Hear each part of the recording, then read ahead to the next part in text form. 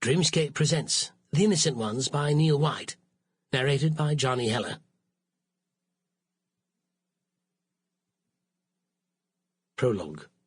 3 months earlier. It was too dark.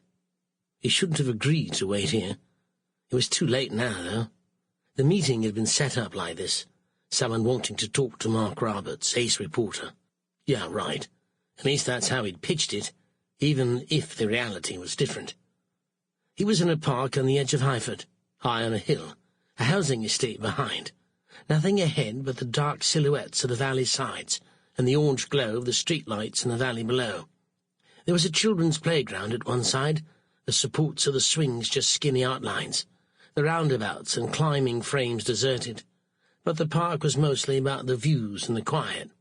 During the day it provided commanding views, bordered by high moorland slopes, tall chimneys grasping towards the sky, like old grey fingers.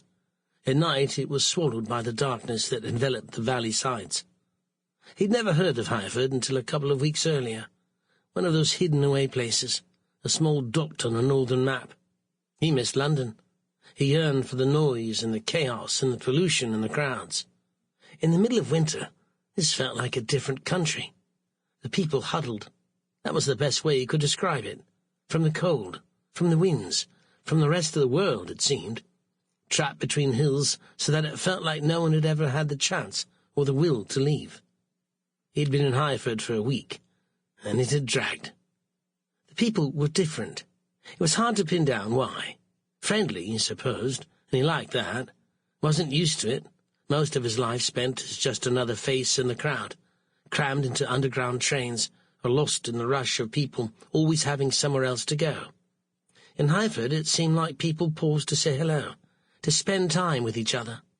Perhaps that's what happens when you've nothing else to do. You reach out. That didn't seem enough, though. He blew into his hands and tried to peer into the shadows in the park, dark and foreboding. The weather was different up here. The winds blew hard over the barren Pennine landscape, where not even the valley sides offered much protection.